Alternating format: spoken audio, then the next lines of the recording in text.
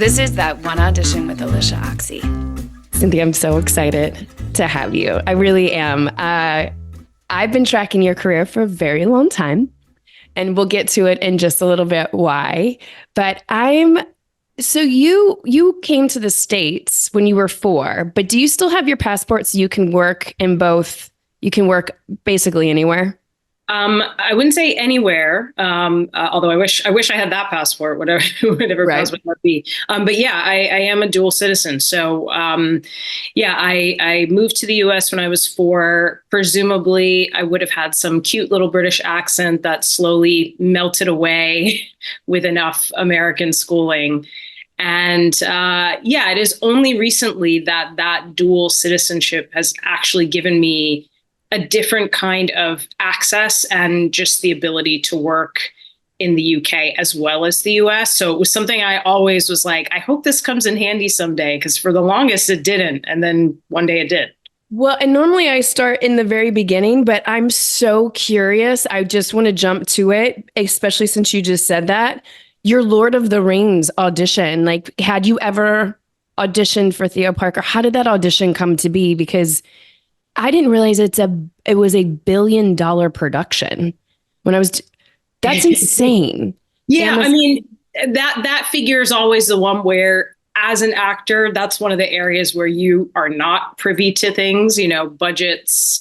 You just are kind of showing up and you can tell there's money involved. But yeah, the budget was always one of those things that I'm like, I would say it's above my pay grade. So hard to know. Obviously, we had resources for sure. But yeah, the audition process was wild. And I think most of my castmates on the show all have their own story of the process and the journey and the length of time. And I guess in some ways the uncertainty, because while it's pending, you're just sort of waiting and waiting and waiting some more. So well, I'd love to hear your journey with it, because Ismael Cruz Cordova, he told us his journey. And he was told no several times, which he did not take no for an answer. Yeah. And now he's on the show. So I'm curious how it came to be. Now, look, you've been working for a long time at that point and gone from various different shows. But I would love to hear the audition process for that. Yeah, it's interesting because even up until that point, even though I had a variety of projects that I'd been involved in, and I'd certainly become, in some sense, like a professional auditioner.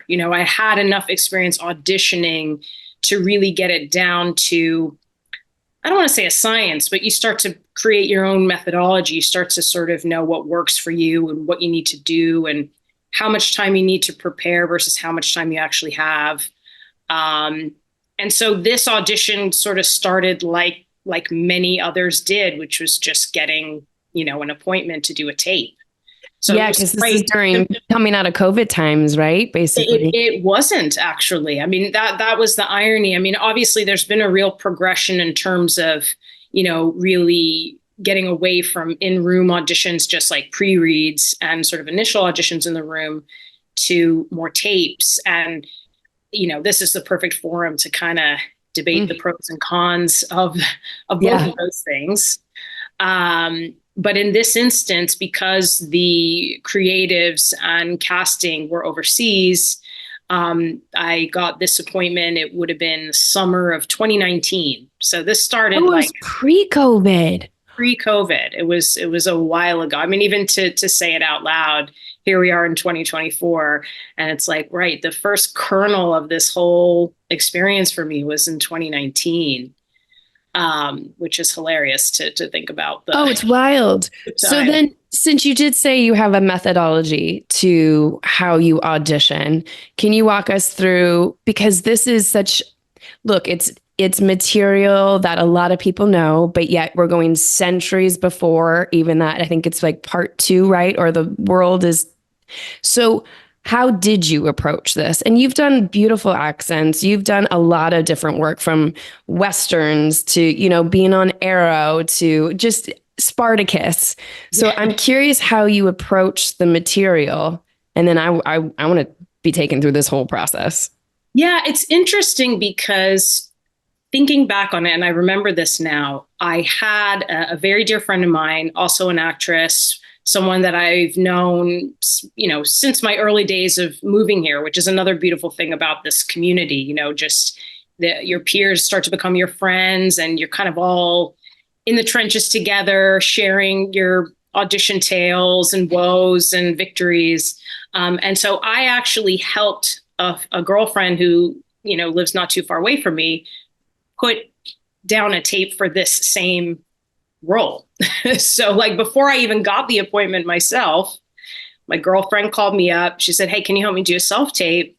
Can you come over?" I said, "Yeah, no problem. What's it for?" And at that point, it was very shrouded in secrecy. So it was, she told me what it was, but, this was one of those projects where there are dummy sides, fake names. So you're trying to kind of figure out if you can maybe interpret or guess, okay, is this a character that's in the lore that I would be familiar with? Is it someone that was in the movies? So in that sense, you're really working off of a description. Right. So this is when the breakdown actually serves you, because I also teach actors, and I'm sometimes like, don't pay attention to the breakdown. It's sometimes written by a casting associate. It's sometimes just pulled straight from the script, and it doesn't necessarily serve your audition. But this, when it's dummy sides, I feel like absolutely does serve the audition. I'm assuming. Yeah. Well, I think it gives you a jumping off point, and I guess maybe in some ways it's your job to give your interpretation or your version of that role, because ultimately there's going to be a certain thing that you can bring to it, or you can act, you can take that material, you can give it your spin. But then there are just certain aspects to the quality that you possess that you don't necessarily have as much control over. So in a way, it's like, you can control the things you can control, being prepared, right, giving it your all. And then you just have your quality that whatever comes across on screen, maybe it fits, maybe they have an idea of what they're looking for. I often think they don't, or I think they're open. Yeah. They're open to being convinced, and you might bring the quality that they didn't even know that they wanted or needed. And you kind of have to just trust that, you've just got something inherently that is within you, or is just all you, that is going to be the thing that surprises them or convinces them or makes them see the character maybe in a different way from how they wrote it. Yeah. So then I always say too, when you get an audition or when I'm working with other actors, it's so quickly to understand the scene or what's necessary when you're doing the other part, right? Because we get so hyper-focused on our part, our character. And then when we broaden it out and we're helping somebody read, it just, things click a little different. So yeah. I love that you got to put her on tape first, not knowing that it was going to come to you, who knows when, a week later, 2 weeks later. Coincidence. I think literally the next day I got the appointment in my inbox, and I laughed. I was like, "Oh, that's hilarious. I literally just did this for my friend. I just read this." And, I actually love, it's harder now because, again, the in-room experience, it's evolving, it's changing for casting offices. But early days, taking it way back, I used to love when I had the opportunity to be a reader, because I actually think it was one of the most informative things to just kind of just have another vantage point in that room and sort of see what actors do that serve them well when they come in, that maybe don't serve them so well, that shift a perception either way. And so, it's interesting because when tapes are coming in, there's that initial scramble, right? You get an appointment. Maybe you have a go-to tape place that you read with. I have started to do that a little more recently when I need to. But for the longest time, and I would still say to this day, I try to read with friends. I try to read with people that I kind of know what I'm going to get. I know that I have a certain dynamic or rapport that I don't even have to act, because it's my actor friend, and we can kind of play around a little bit. And so in this instance, I get this appointment the next day. I chuckle to myself, hilarious. Okay, great. Well, I know the material. I've talked it through with my friend.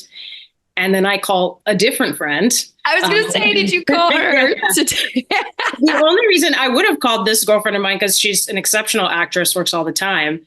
But I called a different friend only because, and this is all down to, again, personal preference or what helps you, because ultimately this isn't about some singular way of doing things. Yeah. What helps you as the actor. You just need to help yourself, basically. And the two scenes were both opposite male characters. And so my preference, when I can swing it, is if it's a scene with a male character, I try to get one of my guy friends. If it's a scene with a female character, I'll get one of my girlfriends. I just think for that potentially unimaginative viewer of that tape, if they need to be kind of helped along by hearing that other voice on the end. Same for dialects, if there's a dialect involved and the other character off screen might have it, I will try within reason so it's not distracting to get that going. I just think it's all, you're trying to kind of do your best to just create that moment for that viewer. So that's the only reason. I would have gone to my girlfriend and been like, hey, I know you know this. Let's just bang it out one more time. I'm sure she was a good backup just in case. Yeah, totally. Absolutely. And so I went to one of my good guy friends.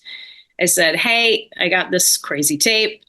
And ironically, again, thinking back to it, they didn't have a casting director on the ground in LA. So they were taking any US tapes.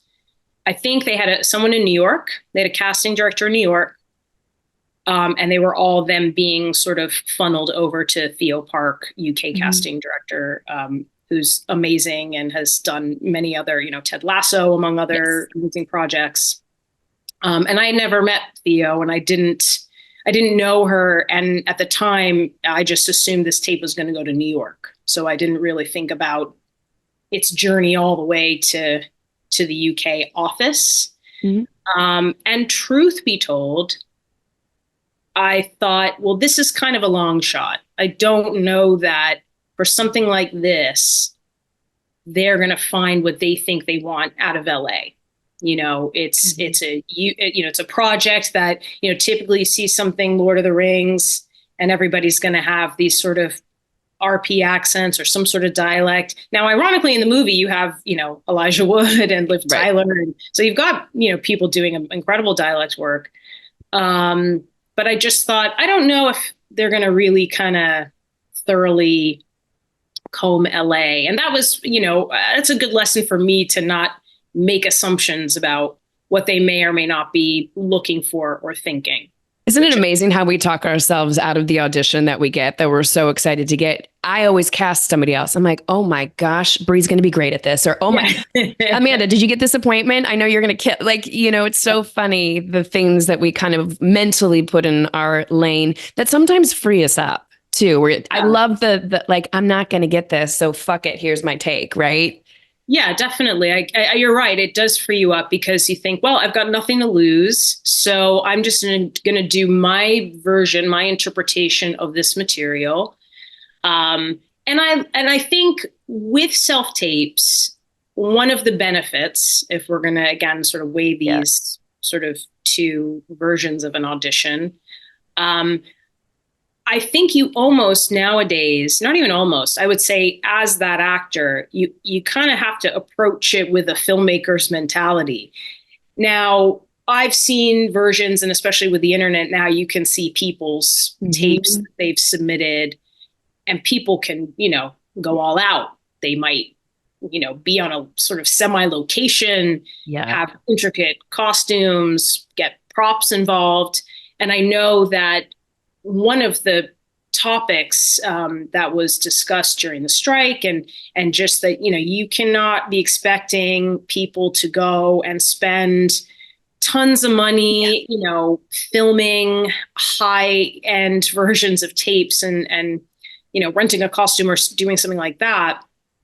But the happy medium without spending money is more just to kind of, again, give yourself all the help and the tools. So I think, for the role I went in for, I was like, okay, well, I want her to have some sort of like shawl type of thing. So it's like, okay, I'm going to take this blanket. Does this look like too much? I was trying to give the suggestions of things without her being the queen. Yeah, she's a queen. Well, this was a different character. Oh, so they didn't even give you a queen kind of breakdown. Oh, wow. Yeah, this was a different character, completely different character from the one I currently play on the show. So that's part of the journey, is that this was for a different role. And, I just was trying to have fun with it. I said, okay, I'm going to sort of wrap myself in a thing. I've looked at it on camera. Does that look weird? Does it look like I'm just wearing a Snuggie, or can I buy that this is giving, the silhouette of a cloak? So, I didn't go overboard, but again, it's all to help yourself. Filmed it in my friend's apartment, tried to find the nice angle, the blank wall. I tend to be any of my friends will tell you that if tape with me, I can be a little bossy because you're kind of directing your own tape. 100%. I'm so glad you said that. You need to tell your reader what you need to serve you. It's your tape. It's not the reader's. Yeah. Definitely. And at least when it's, someone well, you've worked with before, your friend, all it is just kind of making sure everybody's on the same page for the tone. You want to know what the frame's looking like. If you have a hair sticking out, the tape was perfect, but you had some weird hair. Whenever my husband doesn't help me with tapes as much anymore, because he's like, occasionally it'd be like, the tape was great. And then I'm like, babe, you didn't tell me, like, I have a giant hair sticking out. Something weird. So all those things to kind of help you out. So I did this tape, send it off, feeling good, not thinking about it. Tape, I guess, goes to New York. And the casting office that was sort of, again, doing tapes in the US had it. And then by sheer coincidence, as the universe often does, I was in New York, or I happened to be in New York. And this is when I was still working on Power. So I did the last season of Power for Stars. They had a big premiere at Madison Square Garden. It was lots of fun, very exciting. And I was like, hey, I'm going to be in New York. And so that casting office said, okay, well, come on in to our office and we'll put you on tape again. And for the same role at this point? Yeah, for the same role. And I thought, okay, well, that's interesting. Coincidence. How nice. Serendipitous. Here, do this tape. Cool. And I believe I did the tape the day of this premiere. So I had kind of a lot going on in my brain. It was like, okay, I'm kind of getting ready to do this sort of big event, but I'm also going to go and do this tape and just, kind of do what I did, but in this room. Well, and I have to ask real quick before you keep going, but you went to Tisch. Like you said, you're like a professional auditioner at this point. It's one thing to be at home and to be able to like boss your, reader around, or instruct your reader, I should say, around. And it's nice to have the distraction, but how do you, is there a certain preparation that you do before you go back into the room? At this point, you're like, oh, wow, they're calling you back in. I want to know kind of your actory things for preparation, or you were already like, I already got it. I'm just going to do exactly what I did before. No, definitely not. I definitely didn't feel like, oh, I have this, so I'll just do it again. I think there is the psychology around getting ready, if you will, like knowing you're going to put on this mini performance and you kind of just have to be hyper focused for this, few minutes usually. And I often like the sort of sports metaphor, or just almost taking the view the way athletes kind of gear up and prepare for game day, because it's a mentality, it's a mindset, it's sort of a piece, but then you kind of have something, brewing, and throughout the day it's on your mind and you're kind of picking it up, looking at it, putting it down. And it's just the lead up to having to go into a room and, just be ready to give the performance. And what was interesting, as you said, I went to NYU. I stayed in New York for a few years after graduating from Tisch.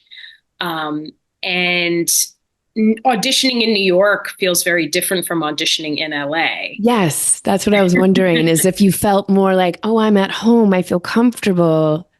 Yeah. I almost felt I wouldn't say the opposite, but I think I've become so accustomed to LA where you have your car, and in your car it's like a storage unit on wheels. You've got some like shoes and you've got things in the back. Every actor's car, it's probably evolved again now, but it used to be you'd have headshots and you'd have all this stuff kind of in the back ready to grab.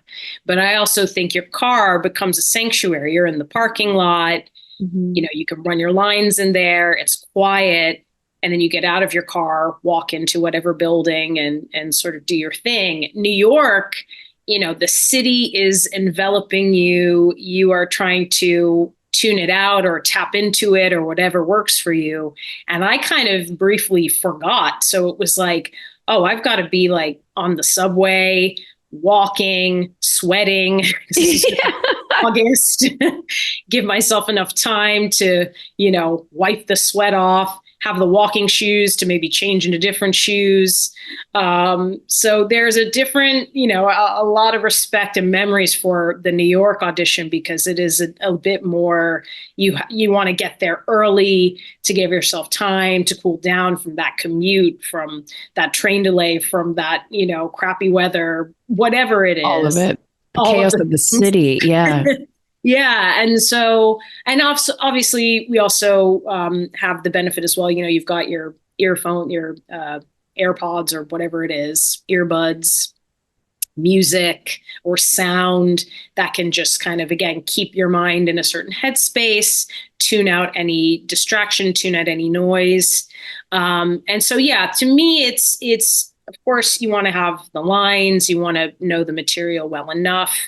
In this particular instance, I believe I had, an emotional component. I have to give a big speech and tears. I want to know, girl, because everything that I watched of yours, I was like, damn, she's put in the pressure. You're put in the pressure situation so many times with intense vulnerability and you deliver.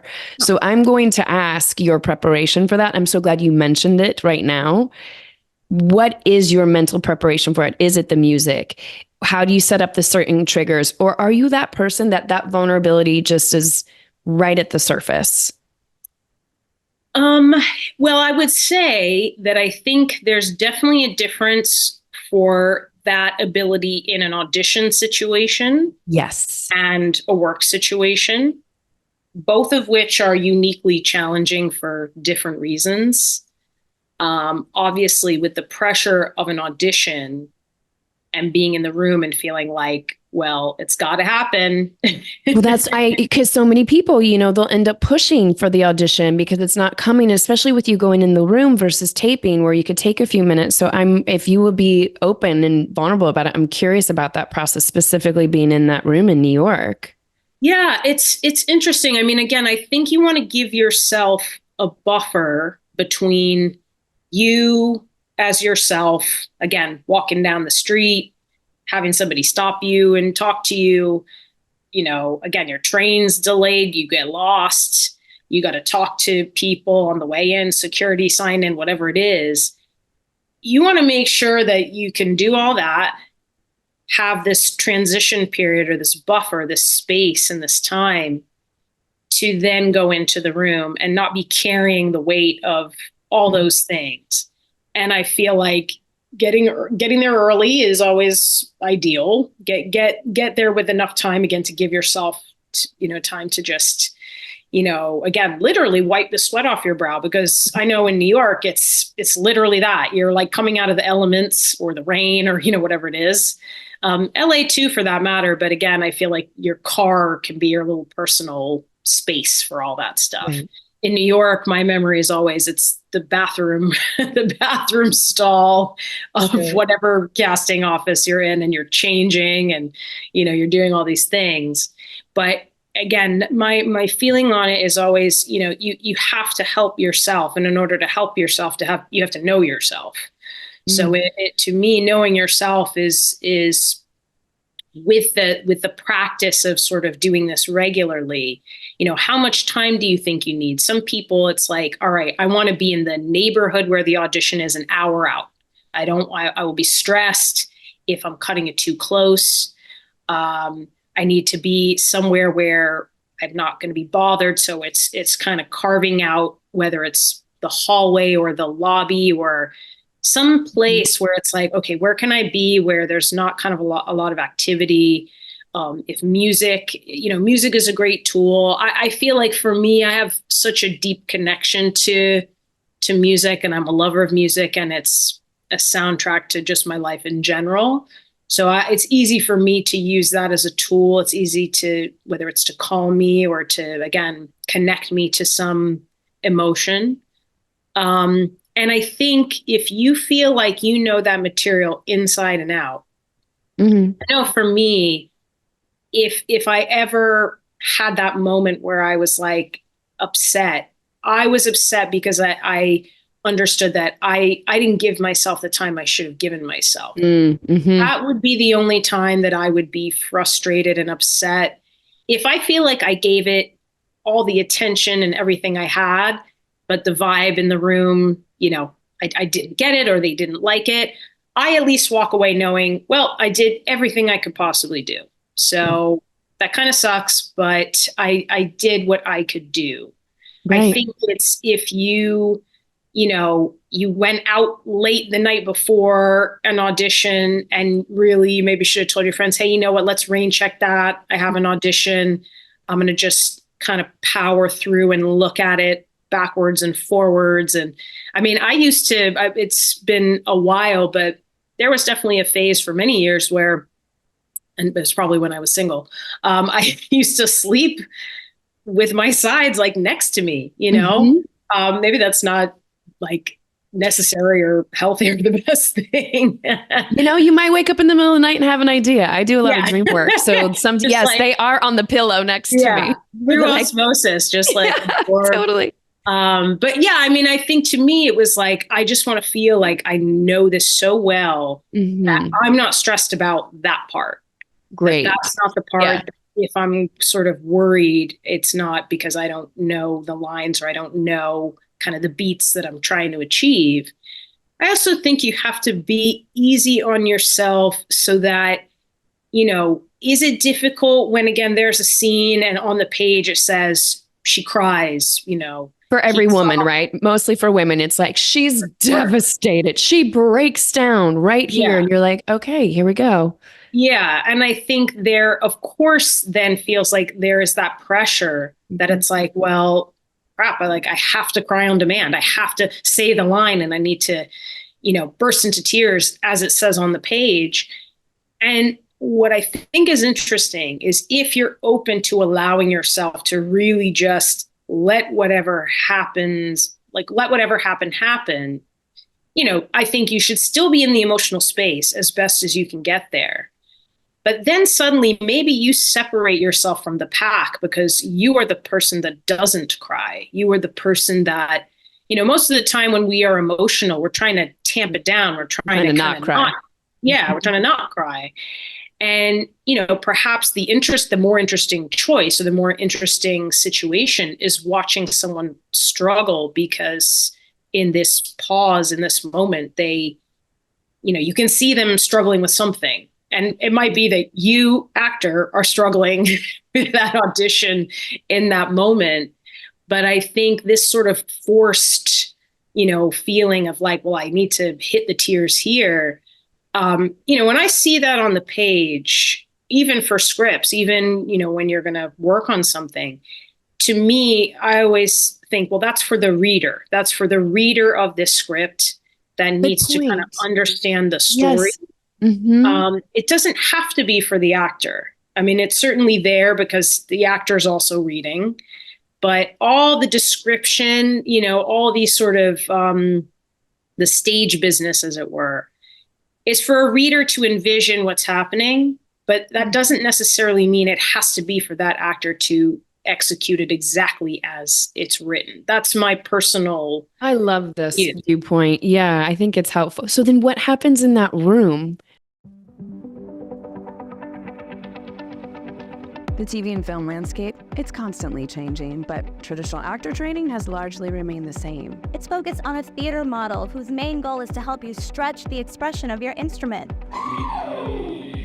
That's why you can have years of training, From scene study classes to audition classes, to even an MFA, and still not be able to book a 2-line co-star. That's why we created the Bridge for Actors. A collection of tech, craft, and business online courses to teach you the skills that you need to go from a student of acting to a working actor.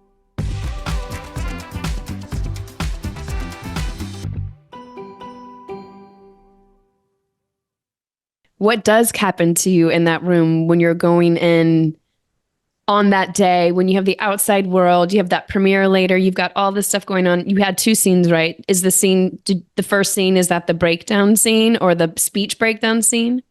That's a good question. I have a feeling it was probably the second one, but to be fair, I don't remember the order. But I would also say in that instance, again, you as that actor should feel like you can take control of your own audition. So that if you feel like, you know what, let me get this emotional one out of the way first, like I'm primed, I'm ready to go. I don't want to have too much small talk here. I want to keep that brief so that I can feel it and it's ready. No, I don't think there's any issue to say, you know what, I'm going to do that one first, if that's okay. And I think it's taken me many years, I would say, to cultivate this both for work and for life in as polite a way as you can. I don't even think it's about asking. I think it's, I think it's sort of like, this is kind of what I need to do in this moment. So obviously you might get, I don't even know if you would get pushback per se. I think it's a reasonable thing to say, if it's okay with you, I'm going to do this one first. It's interesting because as actors, we're such people pleasers, but then you hear the amazing stories of like Sandra Oh going in and being like, I'm going to lay down for a second. I'm going to take a few minutes inside the room in between. And, she delivers. Like Rachel McAdams, I've heard a couple of stories where it's like, no, I need a minute. Somebody else, I heard that they turned around for a while until they are ready. And then on set, yes, you get to demand. I don't want to say demand. I don't even think it's not even that. It's not a request. It's just what you need. You're just telling it like it is, or you're dictating the sort of the things that you need. Now, it goes without saying that on the other side of it, you then better deliver. Exactly. Right? Like you can't be saying like, I need 5 minutes in the room. And then it's like, why did we just wait? Why did we just take this time? It's so true. It's so true. So on that day, you delivered. Yeah. On that day, I feel like I delivered. It's so funny how my memory of it, I think I was just truly like, all right, let me just do this. And then I have to go and do that. It was, and I think I also felt like, well, I have the tape that I sort of had my controlled situation of. Right. And I have this tape that's being done in a room with that casting director. So I've got 2 sort of versions of things, hopefully both suitable. And then it just was like, okay, well, that's that. Let it be. Let's see what happens. And in another sort of turn, again, of the universe putting you where you're supposed to be or where you need to be, my mother lives in London. And so after this New York premiere, I thought, well, I'm on the East Coast. I've got some time. I'm going to go visit my mom for a week. And I'm just going to go hang out. I'm going to go hang out with my mom in London. And so I think 2 days after the premiere, I just continued on to the UK. And at that point, my tape would have been in circulation. And I think I also at least had the frame of mind to go, hey, just so you know, I'm going to be in the UK. Like, hey, management, hey, agents, I'm in the UK for the week. So if anything interesting pops up.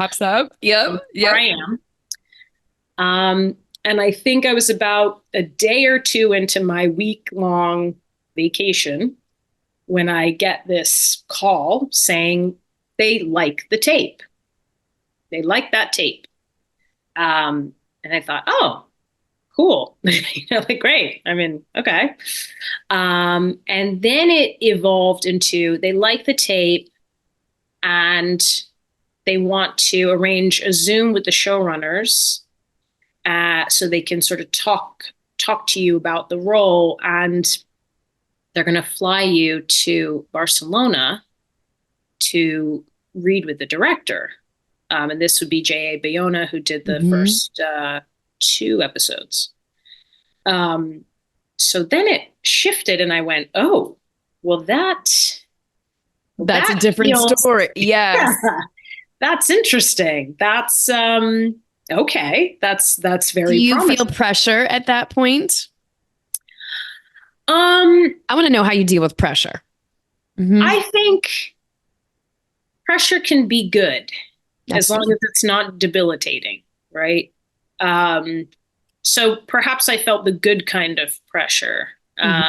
Or, there's that phrase that I feel like I've thrown around, or I've heard others throw around, like, pressure makes a diamond. Absolutely. So, yeah, I think if it wasn't pressure, it was just suddenly like, oh, well, this just got real. Maybe it wasn't real before because it felt like a long shot. And now it's like, oh, well, that doesn't feel as long of a shot. And I think in that instance, if it's sort of a scenario of, okay, you're down to the end, or, you're in real sort of consideration for a part, the mentality that I take, and this is, again, that self-talk or whatever it is that you have to do for yourself to get yourself there. In my mind, it's like, this is mine to lose, which, at this point, going from I'm never going to get this to this is mine to lose, it's a big swing. And that's why I'm always curious. And then the next part is the recovery, right? If you don't get it, is the next part of that pressurization. When you got there, is that point, do they switch the role on you when you're talking to the director? No. So I get flown to Spain, and again, I'm told you're going to meet with the director. I think they didn't really tell me much other than that. And so I just thought, okay, I'm going to meet the director. And I thought it'd just be in like a casting office in a room, the usual chit chat, tell me about yourself, tell me about your life.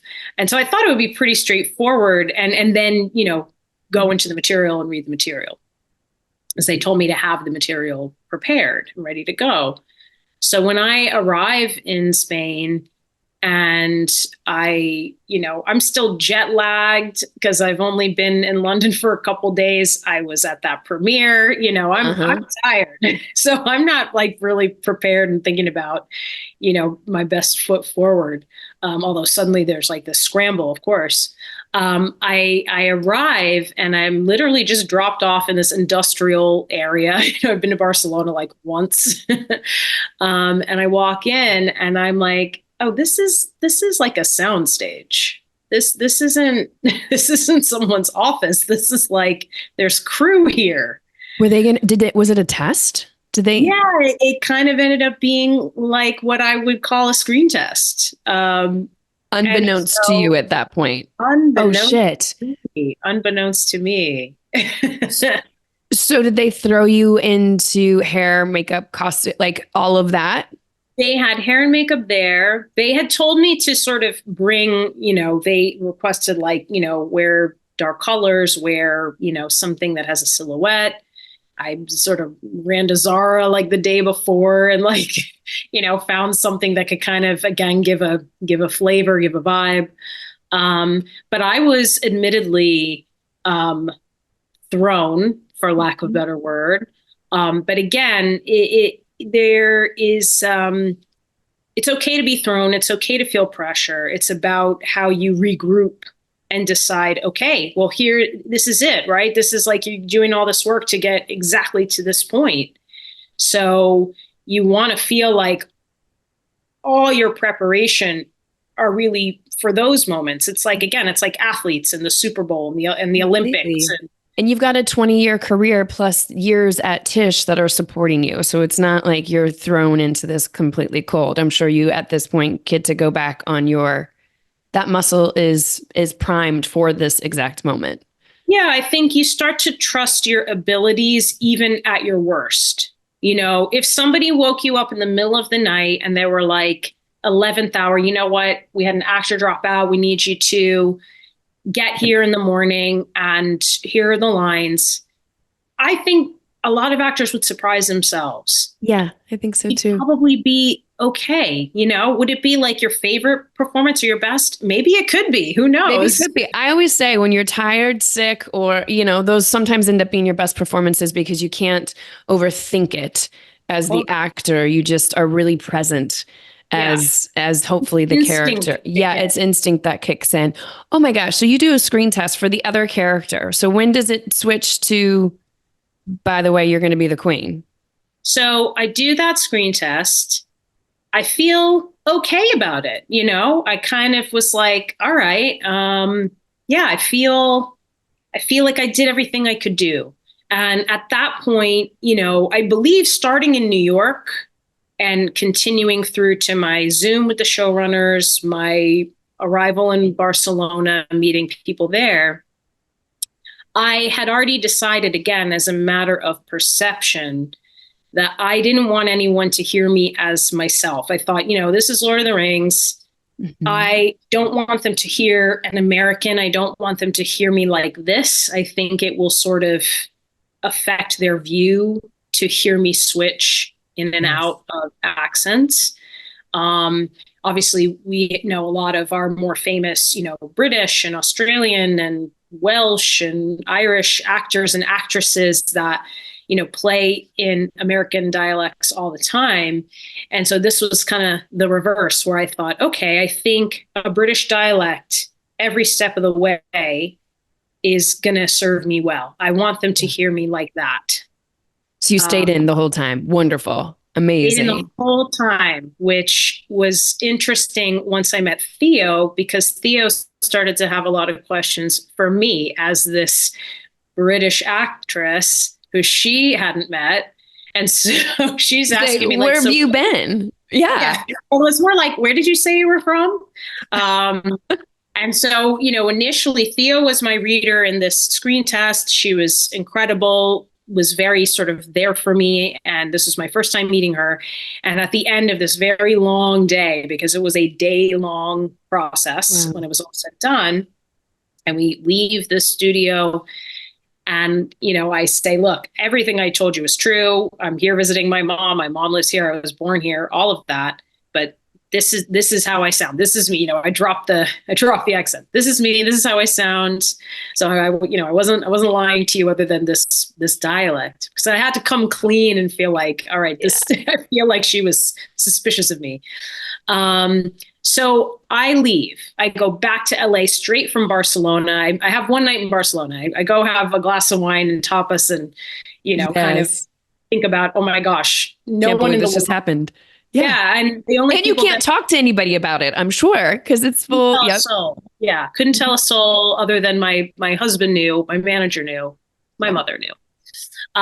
So I come back to LA after this whirlwind situation that truly came up in a matter of weeks from just the first tape, and waited patiently and felt good because I didn't see anyone else at that screen test that was reading for that part. There were two other actors who ultimately were cast in the show as well. So I thought that's a good sign. That's a good sign. I was the only one there. They didn't fly anyone else. Mm-hmm. Okay, optimistic. And as the days wore on and as the conversation seemed to be continuing, it ultimately ended up that, okay, they're going to go back out to casting. So it's not going to proceed. They're going to keep looking.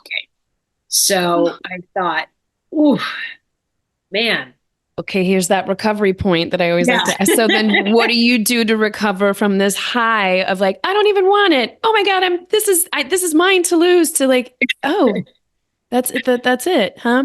What is your recovery? I mean, you've been doing this for a long time. So what did you take in place of that recovery? Because we know Ismail was like, nope, not taking a no for an answer. Call him again. Call him again. Yeah.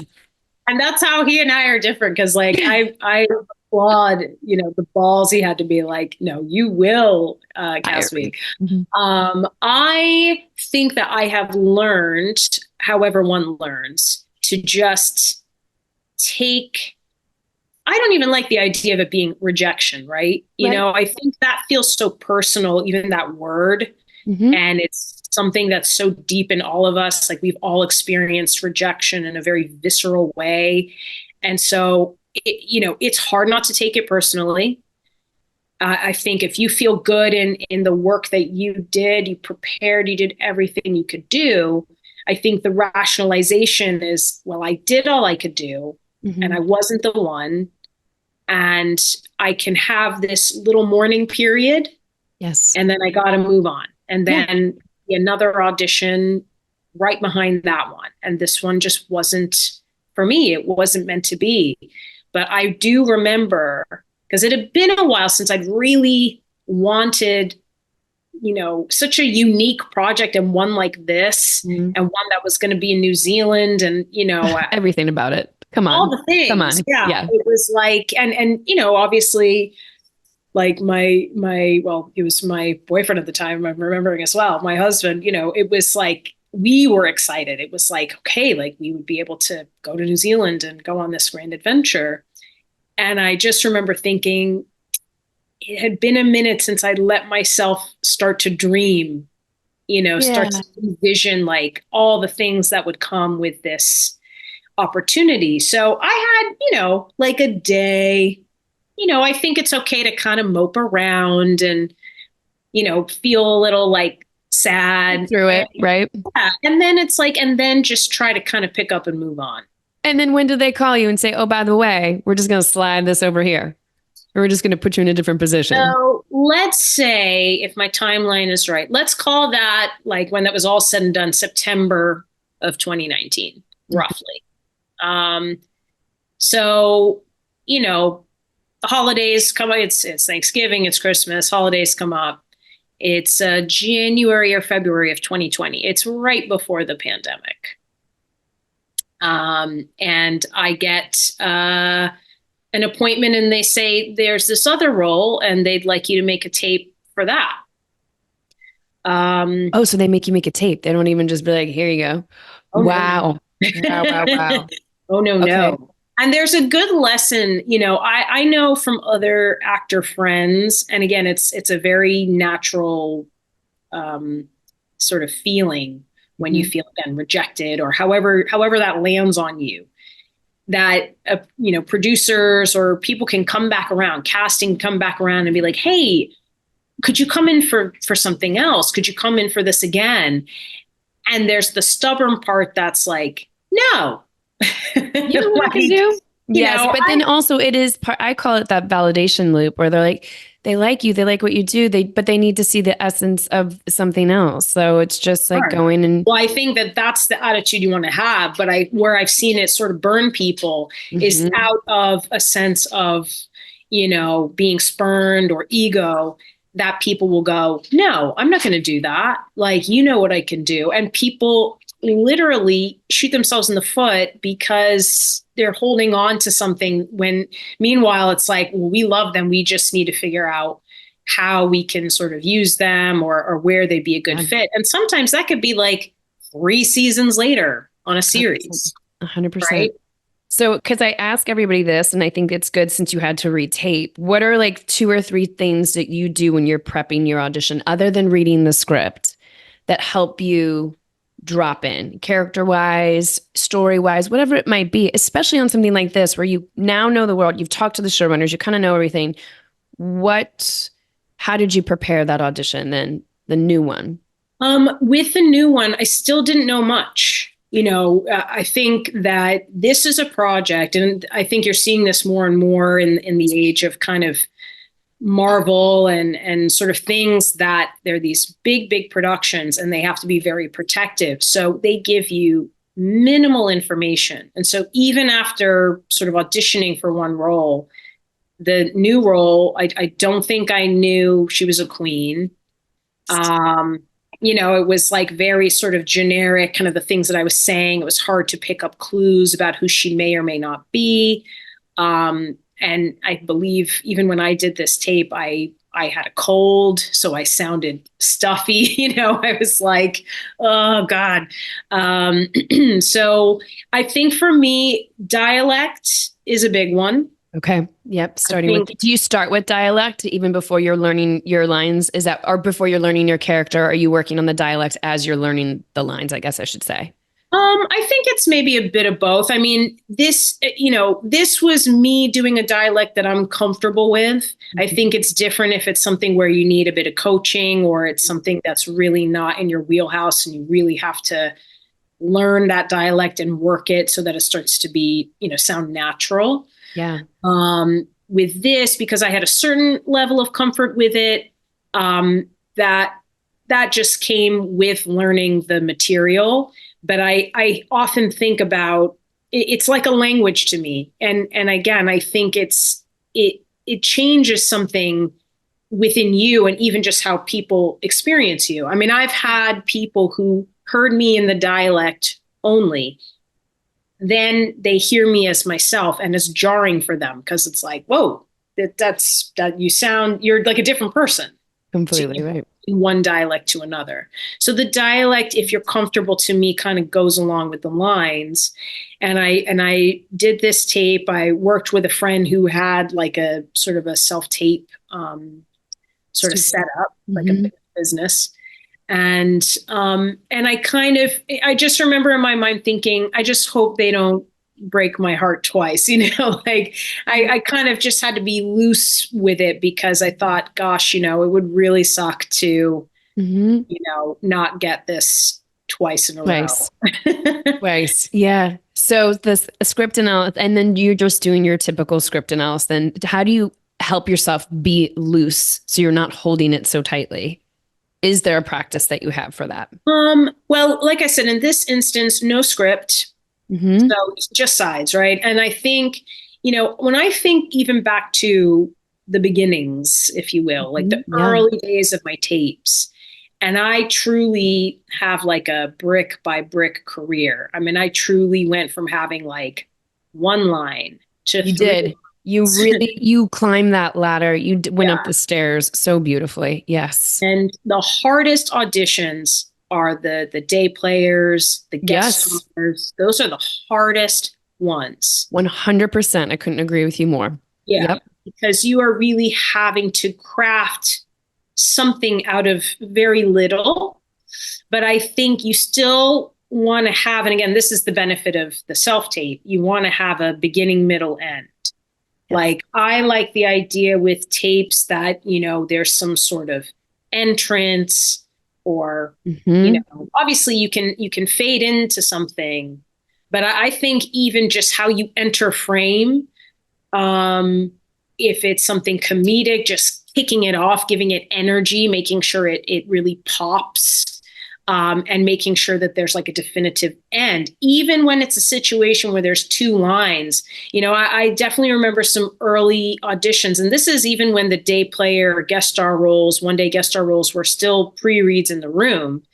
I still was like, I'm going to still give it a moment before I say my one line, right. Like I got to create something. So a lot of times that world. Yeah. I'd take my little Starbucks drink in, and I'd kind of have like non-dialogue sort of energy, or something that was like to someone off screen, like a wave or an acknowledgement, or there's a life, there's a world outside of the frame, and then say my one line. Right. And then make sure again to sort of punctuate it or give it an end. And I think I feel like that did make it look like I was an actor being thoughtful and intelligent about it. Yes, absolutely. Absolutely. Yeah, that's you actually, they see the whole world happening. I think a lot of actors forget to create the world. They come in and they just say the lines, even if it's one line. You're like, no. You're in a hospital.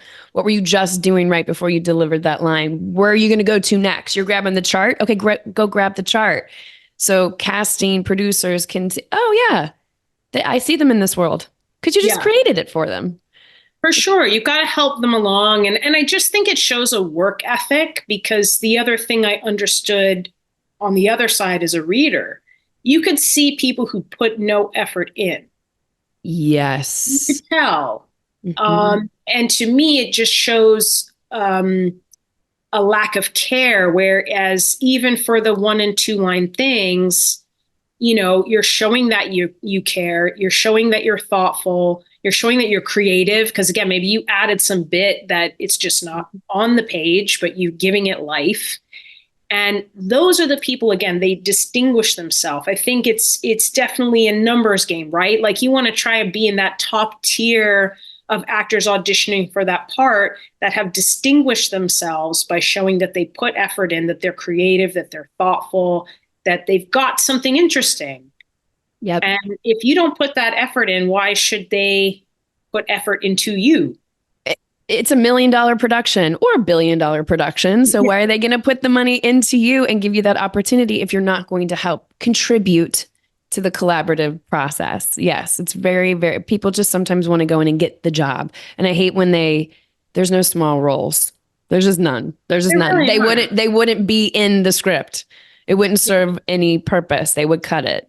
And it's a long-term investment. I think it's like, if you don't view yourself as a small role person exclusively, if you have grander ambitions, this is just planting seeds. This is just sort of, like you're just trying to sort of make yourself known. And I think the one thing I miss about audition rooms, because admittedly, I trying to think of the last time I went into a room. It's been, definitely not since before the pandemic. Right. And I know that that's the case for many, many actors out there.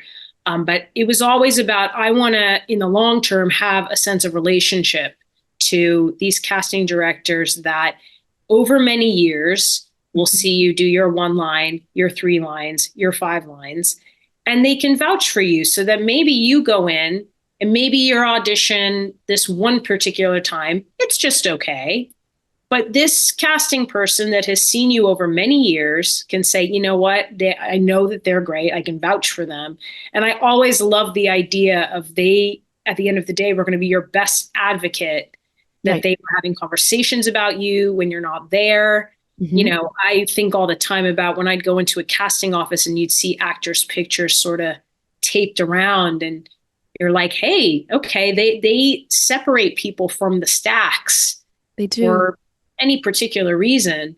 And so I always like that idea, again, for your own vision of, okay, like you somewhere in some office, your picture has been set aside, it's taped to someone's wall, someone's talking, having a conversation about you. Mm-hmm. Yeah. That's your reputation, right? And man, what a house you've built, brick by brick by brick. So just to conclude the story, when do they finally call you and say, hey, Queen, you want to come play? Well, to wrap up this saga. This great. This is That One Audition. That is. Yeah, it really is. Essentially, the pandemic started. Lockdown happened. It was sort of tabled in my brain. I actually had a job for something else. And once everything locked down, that job was, TBD, and just, we were all kind of concerned with something else, something, far more important, and just wondering what it was all going to sort of look like in the weeks and months that unfolded. And so in the summer of 2020, it sort of came back around. And it concluded with a Zoom chemistry read. Gotta love those. Yeah. Which is, I'm sure that's like a whole other. That's a whole other podcast we can get into with the Zoom chemistries. Yes. And a bunch of sort of approvals from the powers that be, and found out in the fall of 2020 at the height of lockdown that, I was going to be whisked away to Middle Earth. And the dream was realized. That little inkling of a dream, all that planning you did with your husband, all that, it delivered. And what a beautiful, great moment in time to go from no way, no how to, oh, here I am on one of the biggest sets. What a beautiful story. Thank you for sharing that and letting me pick into like, because I had so many notes on so many characters that you've done. You've been so available. You've done incredible accent work. You've really built such a house and a resume. I hope that you look at this every once in a while and say, oh yeah, I did that. I've done this, I've done this, I've done this, I've done this. What do you want to do next before we leave you? Well, I'm looking forward to the year ahead for sure. I've got some things percolating, and I think that as many actors that I admire are starting to do, branching out into producing and writing and directing, and just feeling like if the storyteller impulse is within you, there are many ways to be part of this storytelling community and tradition. And so I'm excited about sort of using everything I've learned and everything I'm continuing to learn, just to kind of feel another way to be creative and to contribute. And I love collaborating and I'm just excited to kind of always be learning from the best. And just, I after being abroad working on Rings of Power, what's been really lovely has just been remembering the community, when you're talking about this house I built, which I love and I really appreciate. It is definitely one that has been built with all of my friends and peers alongside me, because so many of us, my friends that we all trickled out from New York and have been in the trenches in LA, and our work has taken us further afield. It's really lovely to feel the community that I have here. And even when I was going through your archives, I was seeing like so many friends and people that I know. I'm like, oh my God, they did the podcast. They did so many friends of the pods. Yes. Have been here. Yeah. Cynthia, thank you so much for sharing your journey through that audition story. It's so beautiful. Where can everybody find you and follow along with all the fun things that you have coming up? Because you got some fun things coming up. Lots of things. I am on the socials, although sometimes I take little steps away to gather my thoughts. So I am on Instagram. I think it's at Cynthia Addai-Robinson. I think. I think I'm still on X, Facebook. The usuals. Yes. Thank you.